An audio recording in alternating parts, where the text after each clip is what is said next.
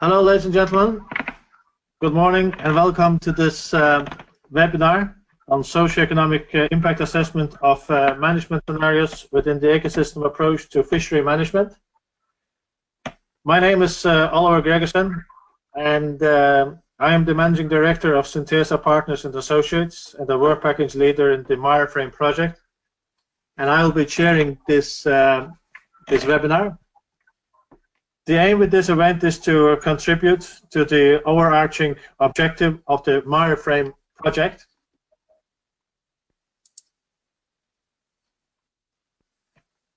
And which is to remove the barriers that prevent a more widespread use of an ecosystem approach to fisheries management. According to the FIO, an ecosystem approach to fisheries strives to balance diverse social objectives by taking account of the knowledge and uncertainties of biotic, abiotic, and human components of ecosystems and their interactions. In essence, an ecosystem approach to fishery management must be able to deal with concerns relating to issues such as the ecological sustainability of stocks and ecosystems, the economic viability of the fishing industry, and the social viability and fairness for local communities. Social and economic issues are at the core of this approach, but are often given less attention than environmental aspects. Wireframe has conducted a socio-economic impact assessment as a key step in the decision support process to highlight the consequences of the various management alternatives and inform stakeholders of the implications of their decisions. Wireframe has case studies from all European basins,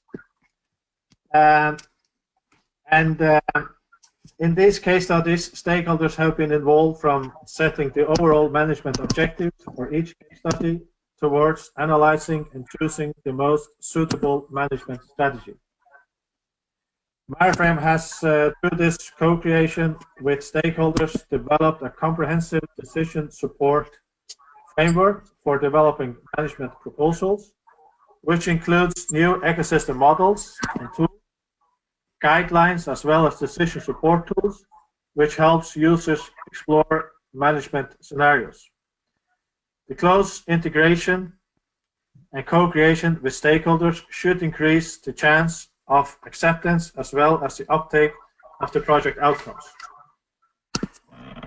In this webinar, a method for evaluating management scenarios, including environmental, national, and business economics, as well as social implications of each management alternatives using multi-criteria analysis, will be presented. This approach explores how the different and sometimes contradictory priorities of multiple stakeholders influence the final outcomes of the analysis. The presentation is based on the deliverable 7.6 in wireframe, titled Socio-Economic Impacts of the Ecosystem Approach to Fishery Management. The deliverable will be made public on the project website. The authors of the deliverable are from the project partners EAFM in Aalborg University in Denmark, Setmar from Spain, and Synthesa Partners and Associates in the Faroe Islands. And you can learn more about the wireframe project on the project webpage. And for your information, the final meeting in wireframe will take place in December 13 and 14 in this year in Brussels, with a policy and a scientific day. You can still register for that conference. Juliana Arias Hansen, researcher and economic analyst at Synthesa, will now begin the presentation of the methodology and results. And for the questions and answers session, Magne Laxafos, economic analyst, and Un Laxa, research manager, will also join us. Juliana will present for about 30 minutes, and then we will open the floor for questions and comments. And now I will change the presenter to Juliana. And Juliana, please, you have the floor. Hello, everybody. My name is Juliana Arias Hansen, and I will be presenting to you the socio-economic impact assessment between ecosystem approach in fisheries. Now let's begin. Our agenda for today, we're going to explore the method of the socio-economic impact assessment using multi-criteria analysis. We're going to define these terms. We're going to go through the process of how the different stages of this socio-economic impact assessment. As a second point, we're going to show you some of the results that came from the analysis done by two interesting cases of the MARIFRAME project. We're going to draw some conclusions, and then we're going to open the floor for your questions. The socioeconomic impact assessment using multi-criteria analysis. A socioeconomic impact assessment, it's an economic method to include monetary and non-monetary variables and present them into a decision-making process to develop and evaluate the alternatives that the decision makers have in front of the tables. This analysis provides systematic information, science-based information concerning social, economic, and environmental benefits and costs. It also provides the decision makers with robust estimates and the magnitude on the impact that the management and scenarios that they can choose may have on the different actors. So as the name says, it defines impacts of different management alternatives. One of the methodologies that can be used to assess these impacts is the multi-criteria analysis. A multi-criteria analysis is an economic methodology that allows the inclusion of diverse criteria into the decision making. Therefore, this methodology is useful for the fisheries management, which is per se a complex management system. So these decisions include several parameters or several criteria.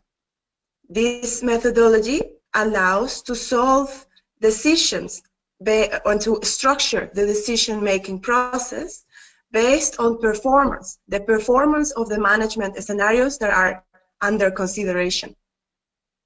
Sometimes for the multi-criteria analysis, there's no an optimal solution, but a set of viable alternatives that the decision makers, and in the case of MARIFRAME also the stakeholders, can consider to be the management alternative or the best management alternative according to their preferences.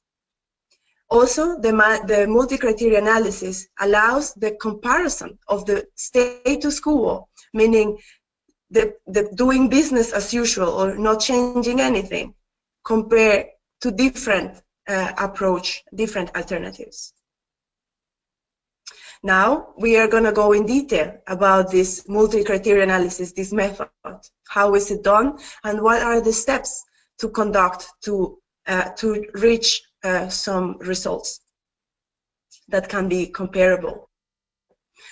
So the first step is to set the objectives. This sets the aim of the decision-making process. The main question is, what is the overall ambition of this decision that this decision is seeking to contribute? Answering this question helps balance different and conflicted priorities. Different stakeholders and decision makers, they have their own preferences, and by setting the objectives clearly, they can share an understanding for this decision-making context. So there is a first encounter in a table that might be that may have conflictive priorities. For the case of MARIFRAME, for each case study, there has been defined a single high-level objective, and then in co-creation with the stakeholders, they have defined sub-objectives that they want to achieve for their fisheries. The next step is setting the scope. So what are the alternative scenarios that will be considered?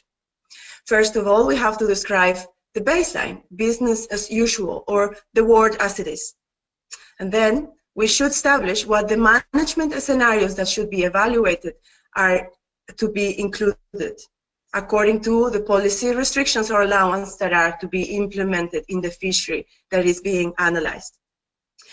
These management scenarios start to define what the different implications or the different impacts that these scenarios may have to different actors in the industry, down in the supply chain, or even other supply chains that are connected to this industry.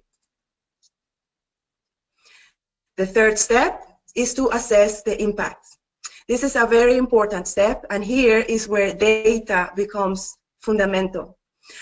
The data availability is the one that will define the quality of this analysis. In this step, we will define the criteria that will be evaluated. For the socio-economic, for the ecological ecosystem approach, we should include all the parameters that are included. Therefore, we have to include environmental, business economic, national economics, and social factor. This is a broad spectrum of criteria that will be analyzed. The environmental or the environment criteria include mainly the fish stocks or the level of the stocks in this particular area. But it can also include additional indicators according to availability. That means each case can measure as much environmental indicators as the data allows. However, it is important to note that at this stage, the selection of the criteria is fundamental, and the selection of the criteria should be done according to the objectives that has been set in the stage 1 of this assessment. For the business economics, we will include economical outcomes like the catch volume, the catch value, profits, and additional indicators according to availability. For national economics, in the case of fisheries, we will include the measurement of GVA, that is the gross value added. We will not include the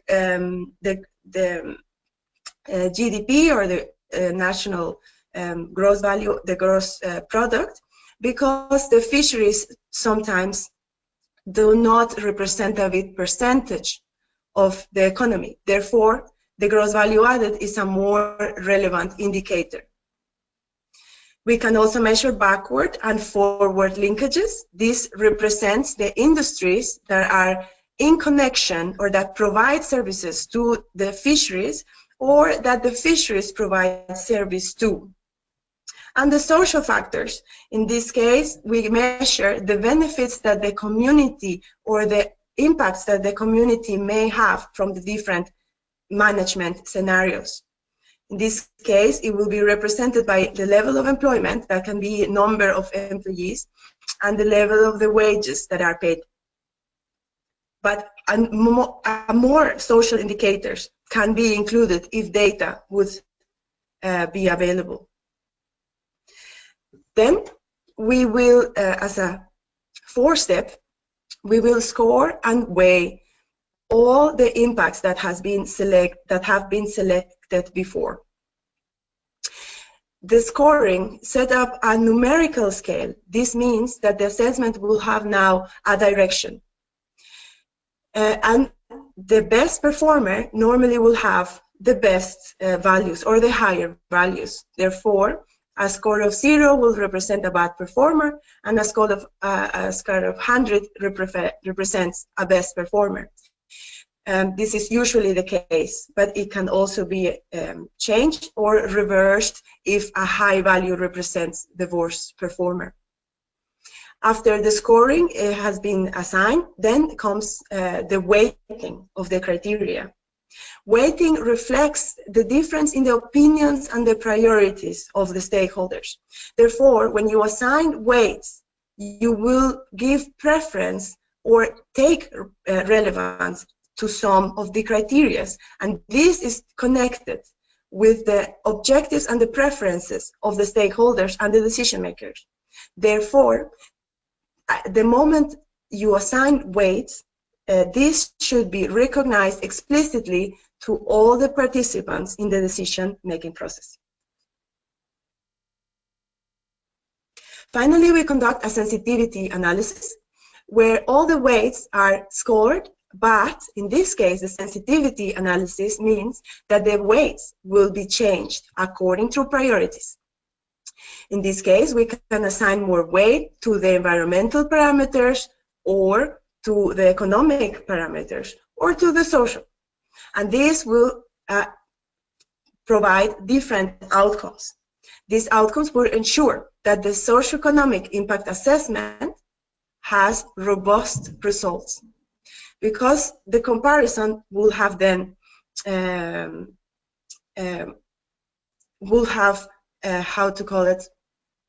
It will have a logical movement when the weights are compared. So at this stage, if the data is not robust and the results are not consistent, then we have to go back to stage 3 and go back in collecting the data, and then go back in the scoring, in the weighting, and then we have to come back in to conduct this sensitivity analysis to find then the most robust results. In this sensitivity analysis is also where most disagreements occur, because the different groups in the table would like their preferences to have the higher weights. Finally, if all the information is correct, then we can present our results. In this case, we are gonna show some of the results for 2 interesting cases of the MareFrame project. We will explore the results from the North Sea and further from the Baltic Sea.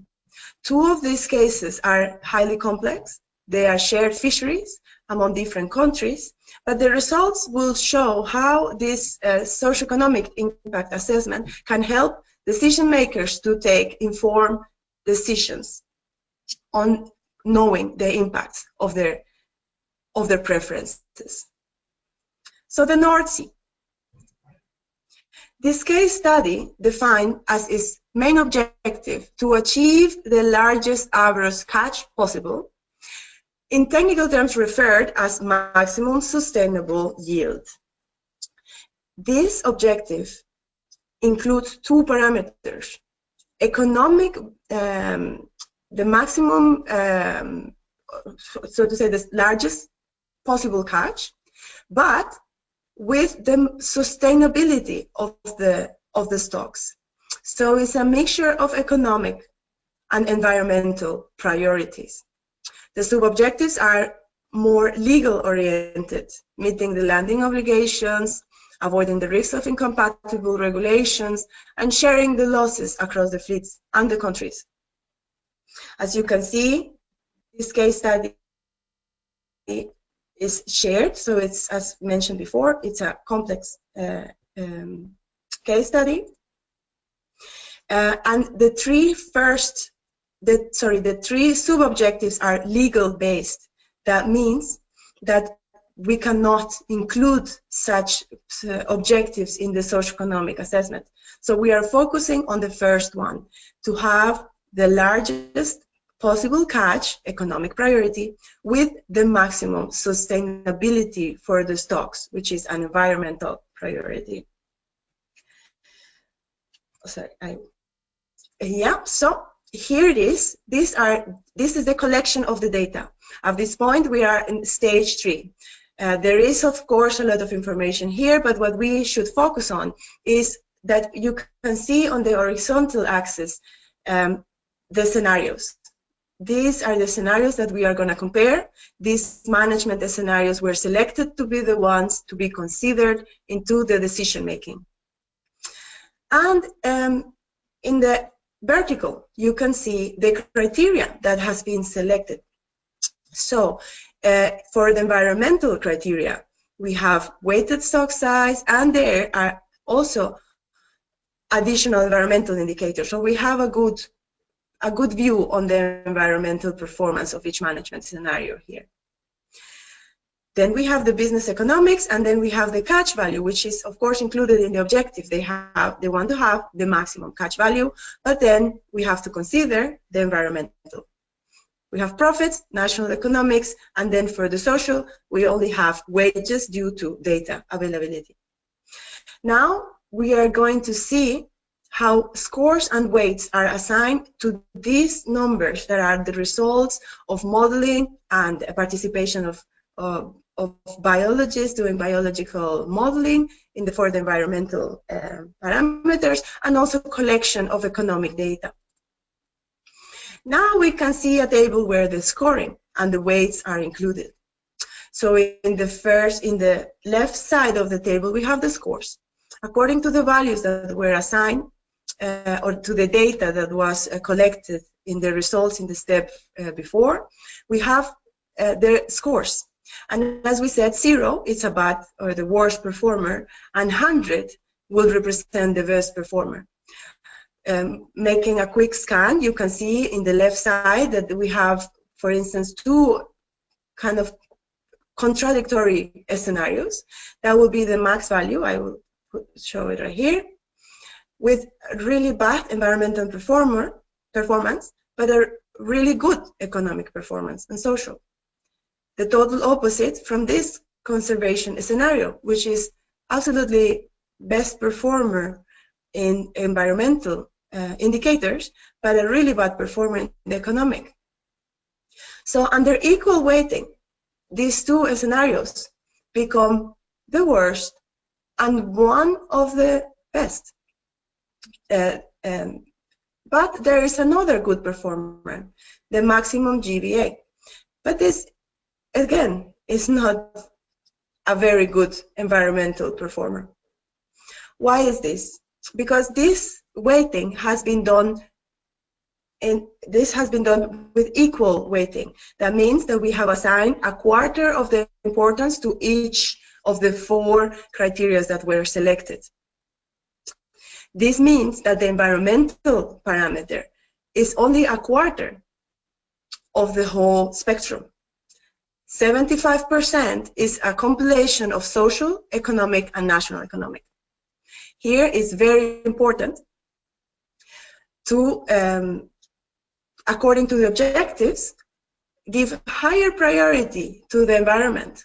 So here are the results when the higher priority has been given to the environmental parameters. This is then a sensitivity analysis. We have explored the sensitivity of the data according to the priorities of the objective set by the decision makers. And here we see a big change. Although the conservation scenario is still a bad performer, now the maximum value, which it was the worst environmental, now it is also a very bad performer. And we have found now different scenarios or another scenarios that were not so interesting in the equal weighting to be considered, like the maximum economic yield. The maximum GVA continues to be good, but now it's average. And we have the different scenario here that can be further analyzed by the stakeholders. So this is how a sensitivity analysis based on the objectives can help the decision makers to focus now on cases or management scenarios that are more suitable for achieving their objectives. Our conclusions is there that this is, of course, a complex case study, and there is a clear trade-off between environmental and socio-economic parameters. With equal weighting, then, the worst environmental performers are the best performers. But when you assign adequate weight to the priorities set by the objectives of the management scenario, then you get another set of viable management alternatives that can be considered. And this helps to rethink this process, this decision-making process, and give robust data for this case study to be analyzed and evaluated. Now we're going to quickly go to the Baltic Sea. It's a even more complex case study. They have selected 4 objectives. They want to maintain the food web integrity. This is environmental. They want to rebuild the Eastern Baltic cod stock. This is again environmental. Of course, they want to ensure economic viability of all the fleets. There it goes to the economic. And also they want to maintain the herring and sprat biomass with maximum long-term average catch. That is a mixture of environmental and economic priorities. These are the different management scenarios that in the case of the Baltic Sea want to be analyzed. Some of them, just as the case in the North Sea, are more environmental oriented, some are more economic oriented, and some are a mix that we'll explore further. This is the Baltic Sea, and as you can see, again, we have a mixed fishery shared with different countries. Here are the results for the first three scenarios. We're going to show you 6 different scenarios. Of course, it's a lot of data, but what you can see here is the data that is collected for the business economics. This is a data-rich case study, and we have data on different stocks, we have data on different gears, we have data, abundance of data. So this is a highly complex also analysis, but it also provides what the objectives are set for. Since they want each fleet to be economically viable, then each fleet should be represented in the business economics. These numbers will then further be scored and weighted. These are the results for the next 3 scenarios. There is no need to focus here on all the numbers. We are going to now see the scores and weights, and as you know, this data is available in the MareFrame website. So we start with our scoring. So we have assigned scores. You can see in the first column is the weights under equal weighting. Then you see the scores for each case study and the results. In the right bottom of the right corner of the bottom corner of the screen, you can see the results. In green are the best performers, and it starts to go to red if it is performing not so well. Under equal weighting, we have the same situation again, like in the North Sea. So the environmental good performers, or sorry, environmental bad performers are the best performers for the Baltic Sea. But if we assign priority to the environment, then we see a shift. I will go back to the slide before, so you can see that here maximum yield for cod is the best performer, or maximum yield for pelagic. But this has devastating or really bad results for the different stocks. So if it's max yield for the cod, then you have bad results for the cod and the herring. But if it's maximum profit for the pelagic, then you have again very bad results for the stock of cod and for the stock of sprat. Therefore, we go again now to the environmental priority, and we see that these 2 scenarios are now not the same. The maximum yield continues to be very important, but now business as usual, meaning not changing any of the parameters, has become the best performer. There is, however, not such a good performance in terms of economic viability, which is part for all the fleets, which is part of the objectives that have been set for this case study. You can see that business as usual has a very bad result for the pelagic fleet. So how to compromise, how to achieve the objectives that have been set? I'm going to move for this one to, how to achieve the objectives that have been set.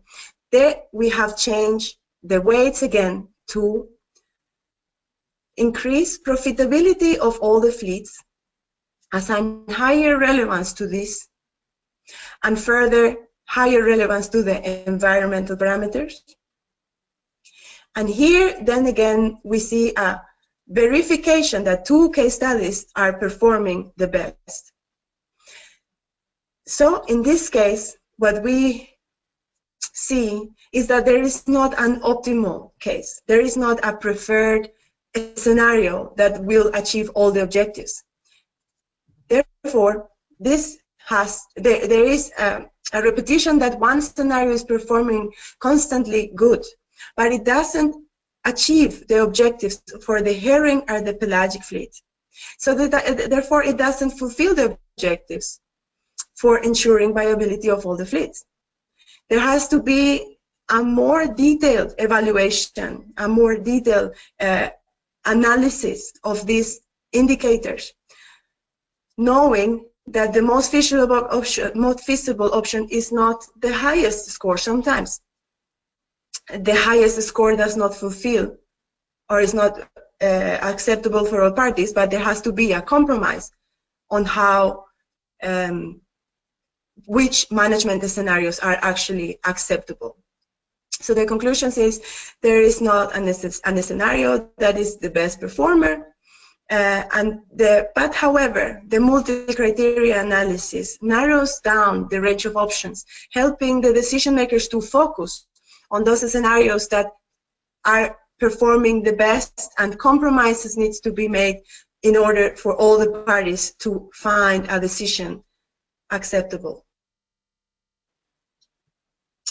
Finally, we are going to draw some conclusive remarks about this analysis. So the level of complexity varies among all the cases. Some cases are data rich, some cases are data poor, some cases have only one scenario to be compared with, and some cases have only one winner, one scenario that wins no matter what sensitivity analysis or how the weightings are assigned. But some of them are not. So it does not always arrive to one best alternative. The multi-criteria analysis, however, helps to identify a set of viable alternatives that facilitate this decision-making process, helping the decision makers to focus on those scenarios that are acceptable for most of the parties.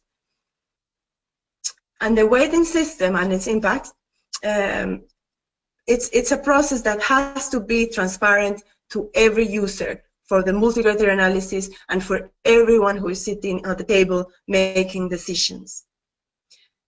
That means that transparency is fundamental in the weighting system and the sensitivity analysis. Looking forward for MareFrame, this project has taken great steps towards including economic variables. Great data has been collected and analyzed throughout the MareFrame case studies. However, there is a need for a wider range of social indicators to ensure that the social parameters are properly represented. Also, for the economic indicators, more data will allow a more realistic modeling. Of course, there continues to be a high need to collaboration among disciplines, to include biologists, economists, and social scientists between these models, so we can better understand the complexities of the fisheries management of the fisheries management, and also if we achieve a successful integration of these disciplines, of the environmental, of the economic, and of the social variables, then we can really say that there has been that a huge step has been made for advancing in the ecosystem approach for fisheries management. I want to thank you all very much for your time, for your attention. I know this has been, of course, a long presentation with a lot of data, but now it's time for you to raise your questions. Thank you very much for your participation, and we open the floor for your questions, and we leave it to Oliver to chair the session. Thank you very much. Thank you, Juliana. Thanks for the presentation. Yes, we will now have half an hour or so where you can ask questions or come with comments to what you have seen. And the way we do this is that you can push on the button where there's a hand, and thereby you raise your hand, and I will see it, and then I will unmute you, and you are given the floor, and you can raise the question, and then together with us we have the co-authors of the deliverable from Synthesa, Magne Laxafoss and Laksa, and they will also participate in answering your questions. But I think I'll start right away, and I can already see some of the hands. And the first one to raise their hand was Magnus Bjarnason. So I'll give you the floor, please. Magnus, you are unmuted. So if you have a question or comment, you're welcome to pose it.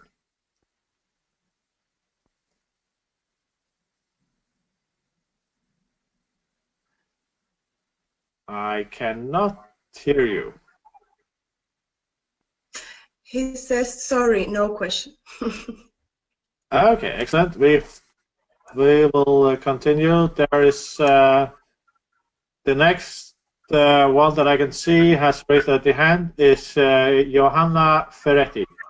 So I have unmuted you, and you have the floor, please. Hi, thanks for your presentation. I'm really fond of multi-criteria decision analysis, and I'm just wondering, very obvious question, who took part in weighing and scoring the scenarios and in developing the scenarios? How did you select participants, and were there any participants from NGOs or administrations, or was it just industry?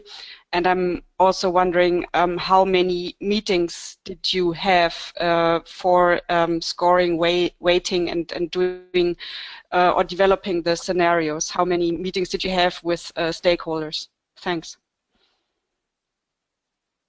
Thank you for the question. I think it's very relevant, and we might have several of the co-authors that can respond to that, but I don't know. We'll start, please. Yeah, thank you for your question. This work was done together with, as part of the co-creation approach of Wireframe.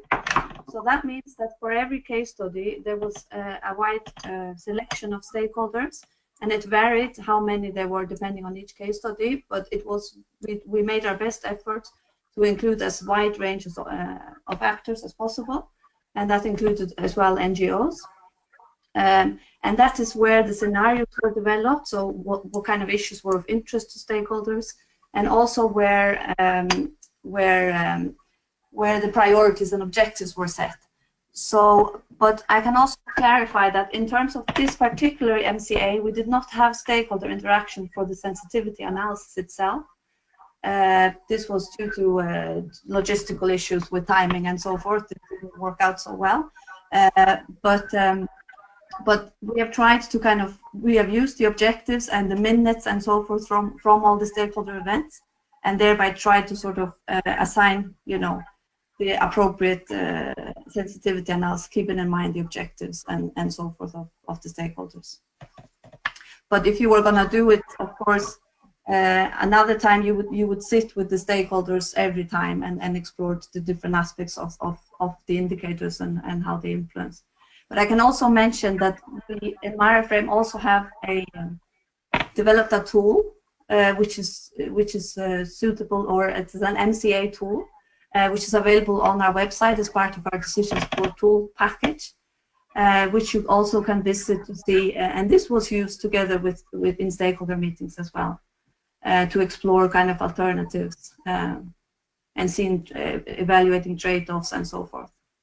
So that's available on the Wireframe website. I want to draw our attention to the panel questions. There are questions that have been written down in the panel, if you would like to read them. Thank you, Juliana, for that. But Joanna, do you have any follow-up question on that response? You have the floor. Yeah, I'm just wondering. Thanks a lot for your response. I'm just wondering, were there any stakeholders you would have liked to have in your scenarios, for instance, consumer associations, or those maybe who couldn't participate? Yes, for sure. there's always a lot of events going on, and you cannot always get perfect participation for a project like this. So for sure, I mean, and I'm not sure exactly because I wasn't so involved in the stakeholder events myself, and for each case study, but the participation in some case studies was better than in others. And you can always include a wider range of actors, and consumers are not always so involved in this kind of project. So that would have been ideal if you could include more of those. But you can also look in deliverable from work package 1. I'm not sure at this point which it is, where you can see what kind of actors were included in each of the works in the case studies. I just don't have it with me right now, so but we can provide you more detail on that as well if you're interested. Okay, thank you all. I would like to. We have a question written.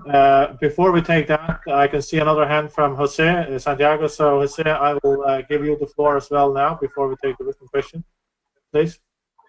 Well, thank you so much. Thank you for the interesting presentation and also the work carried out. And I have 3 questions for you regarding this presentation. The first one is you mentioned regarding the case study of the North Sea a national contribution. I would like to know how you measure the national contribution for this segment or for each segment of fleet. I also have a question regarding the approach applied because we are talking about fishing, and the fish is the raw material that we introduce in an economy, and I would like to know if what approach do you use for estimate the forward and backward effects, if it was based on the demand drive or the supply drive. And finally, I have some doubts if your model includes some effects on prices, because if you are assuming a more conservative or a less conservative scenario, I don't know if this excess or this scarce of fish supply will affect the prices that you are estimating, and if so, how impact on the economy. Thank you.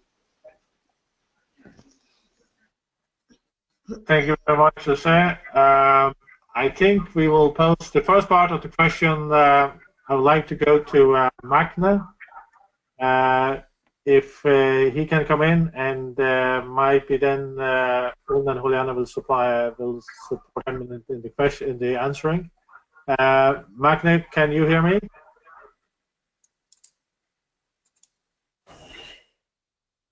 Yeah, I can hear you. Can you hear me now? Yeah. Yes, we can. Please, the floor is yours. Yeah, there were 3 questions. First, how do we calculate the contribution to GVA of the fisheries? And then forward and back linkages, and then the prices.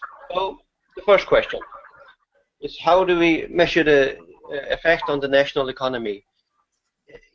We measure the effect on the national economy through the GVA, the gross value added, which in effect it is calculated as the income in the fisheries minus expenditure, although not wages and not capital expenditure. So no interest rates and no depreciations.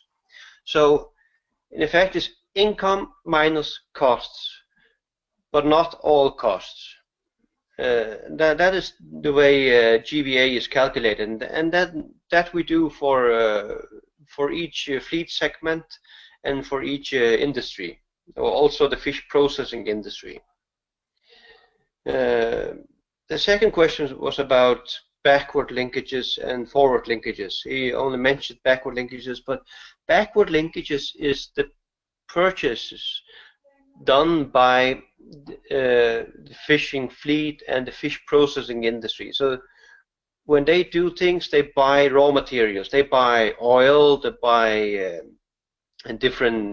They have maintenance costs. They buy trawls, and they buy different stuff, and that creates a demand effect on the rest of the economy, and that's called backward linkages.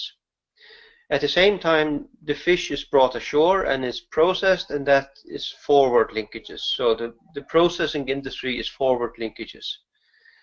All of these, both the backward linkages and the fishing industry and the forward linkages, all of them taken together, they all have an effect on the rest of the economy, and those are the flow-on effects.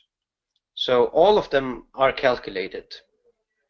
So in this diagram, you can see GVA in fisheries, and you have the backward linkages, forward linkages, and flow-on effects, which in total brings the total effect on the economy. As regarding the prices, we do not include any effects on the prices. So the prices are kept constant. So that there are no there are no price effects. So even though you have a higher quantity of fish or lower quantity of fish coming ashore, you have no effect on the prices in these calculations. Was that clear?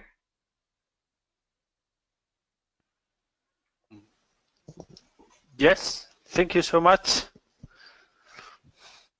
Yeah. Thank you very much. I think we have a question that since you have the floor, that I'd like to that you can just take at the same time. There's a question. Hi, how did you avoid double counting for business and national economic values? It's from Tong, and he's on the train, so he's not able to talk. So, but can you give an answer to that as well, Magne? So, how to avoid double counting for business and national economic values? Yeah, the question is probably that when you have a multi-criteria analysis and you include a lot of variables, many of the variables might move in the same direction, and so if you include too many of them, you overestimate that effect. Business economics and national economics, they are both quite clearly linked. But they're not necessarily totally linked, because the catch value does not necessarily lead to a higher gross value added.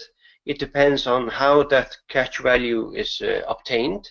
Is it obtained by putting a lot of more vessels and just depleting your fish stocks and just getting a more fish ashore, but you are depleting your fish stocks and at a really high cost? Then you actually would have a lower gross value added, and your profits would go down.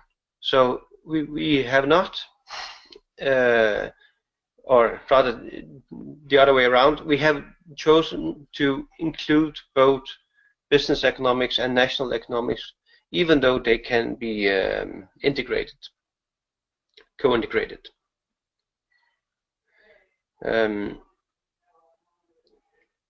Is that clear? I think that is clear, and I guess Tong will respond if he disagrees. He had a question, but we have another question, which you can respond, I guess, also. How to determine the weight of the variables? The weight, you mean the weighting? The weighting of the variables, that's how I understand it. So I think you can take that as well. Yeah. The weighting, what we did was we had a problem that we had no specific weights coming from the stakeholders, from the stakeholder meetings, which also was clear because the stakeholders included a lot of different groups. So they would not come up with a single set of weightings or single set of weights. So what we did was assign equal weightings. So there were equal weights, 25% for each group. So 25% for environmental, 25% for business, 25% for national, and 25% for social. And what we did was through this sensitivity analysis, we analyzed how, if we changed from a equal weighting and change that to a more subjective weighting, like putting more weights on the environment, how would that change the results? Which case study, which scenario would win if we change the weighting? So that's the way we did it, because from the stakeholder meetings, you both had industry participating and you had environment protection agencies. So you had a different stakeholder, and it did not have the same priorities. So what we did was to try to show what different priorities would do to the scenarios. Which scenario would win if you change the priorities. That's how we did it.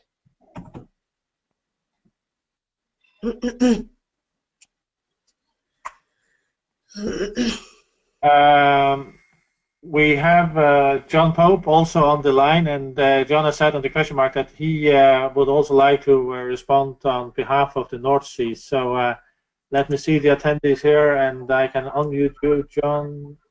Let me see. Just have to find you in the list. You should be in alphabetical. There you are. So John, I will unmute you. So you have just a minute. Oh, okay. Yes, sorry to. You have the floor, John, please.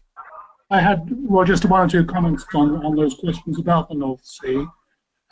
Firstly, we follow very closely in the inputs. We follow very closely the economic reports of the STCF. Basically, the economic data is STCF data, interpreted as best we can for the North Sea. The second point is, so descriptions like GVA and so on follow from their definitions. The other point, I think, is the interesting one about price. Presently, the model doesn't change prices between scenarios. There is a facility to do it in the model, if in the basic model that fed into Magnus's model, and that could be done if people wish to do it. The problem is, of course, is that price is determined not just by catch in the North Sea, but by catch elsewhere as well.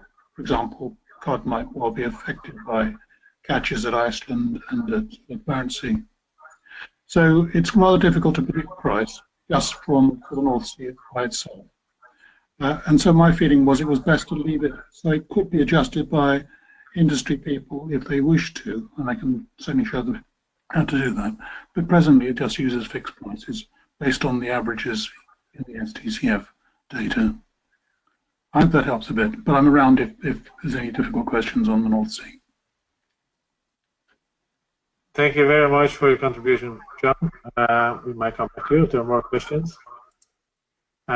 We have a written question that we also would like to take. One that can't use this microphone. And the name is just Bale Semper, as I can read it. It says, sorry, so my question is, what would be the best spatial and/or temporal scale to carry on that kind of assessments? Would you start to try to answer that question, and then we can have contributions from others also? Yeah, thank you very much. That's a good question, actually, because if you mean by assessments, you mean MCA, I assume, then it's very flexible in terms of, I mean, in the different case studies, we have also different time spans, and we also have case studies which have multiple actors, like from different countries, or we have more simple one state kind of fisheries, like in Iceland, versus the North Sea or the Baltic Sea. So MCA is of course very practical in that sense that you can adjust it to whatever the context is. However, Of course, there are practical limitations as well, also in terms of the time. You know, in this case, it's just a report and we have the results. But you could bring, for instance, an Excel sheet into a deliberative kind of process with stakeholders where you change, you know, the sensitivity analysis and so forth. And this is, again, I would like to make a reference to the MCA tool that we have on the Wireframe website as well, which is made for those kind of processes. So I don't know if I answered. If anyone has anything else to contribute? Yeah, thank you. I think you gave a good bit on that answer. Reason why we chose to use it at the beginning of the Wireframe project was because of the flexibility it contains and the fact that in Wireframe we are basically working with case studies from all European basins. We have just presented two results from two cases in this webinar simply because of time limitations, but we did the socio-economic impact assessments of, on most of them, or almost all of them, at least all of them where we had sufficient data. But I think your answer was addressing the question. However, if there are other comments or questions to that, you're welcome to raise your hand or post a question. We still have 4 minutes of the allocated time for this webinar, so you're welcome to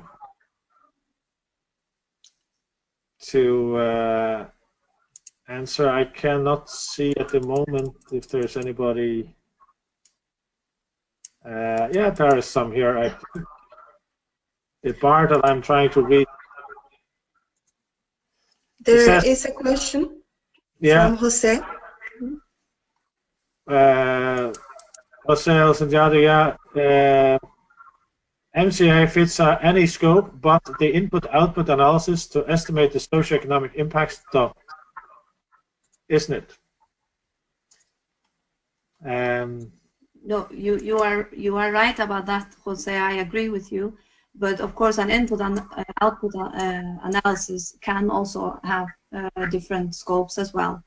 I suppose you can have a European one or a regional one versus a national one.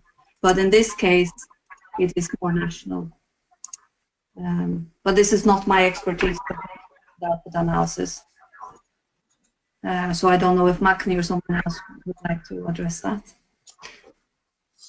Yeah, Magni, are you on the floor? Can you unmute yourself? Do you have a comment to this?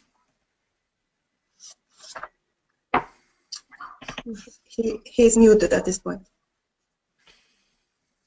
I will try to find the M on the list. And we have Magni there. Now, Magni is self-muted. I cannot unmute it. Well, there you are, Magni. You're unmuted. You have the floor. Yeah. But the sound was not so good. Could you repeat the question? The question was mainly whether you had any comments to the.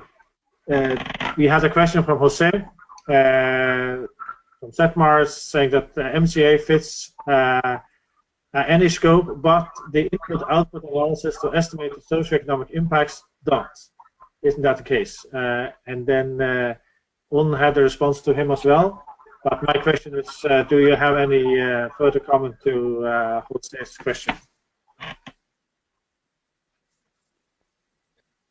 Well, the sound was still not good. But you're saying if the MCA is a tool that can be used, and also input-output analysis can also be used. Is that, do I understand it right? Because what I think what you're saying is, can we use different tools to analyze these socioeconomic effects, and that we can, yeah. And the input-output analysis is kind of what we do in the part in the national economics, by calculating the forward linkages and backward linkages. but it's not a full input-output analysis, but it's kind of included. I'm not sure if that answers the question because I couldn't really hear because of the sound quality. Yeah, sorry about the sound, but since we are approaching 11 o'clock and Jose had the question, I think I will, and I don't see more hands, but I still see a hand from Jose, so I would like just to open the floor for him before we end. So let me see. I'm trying to unmute you, Jose, but you are self-muted. So so it's difficult for me to give you the floor if you don't want it. You are there. Fine, you have it. Oh, please. Yes. Sorry. No, that is just a comment. My previous question, and just for sure is part of the input-output analysis. But the question was perfectly answered. Thank you so much. Thank you very much, Jose. And I think that I don't see any new hands. I still see a hand from Johanna Ferretti. I'll just open the mic or unmute the mic and just to make sure that we have responded to your question. Sorry, there was a mistake. I just. That's excellent. That's fine. Thank you very much. Okay. Well, we have reached 11 o'clock, and this was a dissemination activity in Wireframe, our first webinar in this context, and we are very pleased that you have signed up and that you wanted to participate. Thank you very much for your comments and your questions, and we hope that this has been useful and that you have got a bit more understanding of what we have done in Wireframe with respect to developing a methodology for socioeconomic impact assessment based on the work that has been done in the different case studies. As I said in my introduction, Wireframe will have its final meeting in Brussels on the 13th and 14th of December, and Synthesa will have two presentations at that policy day and the scientific day, where we are also covering aspects of socioeconomic elements and work that we have done in the Wireframe project. But for now, I would like to say thank you very much for attending this webinar and wish you a continued good day. Thank you.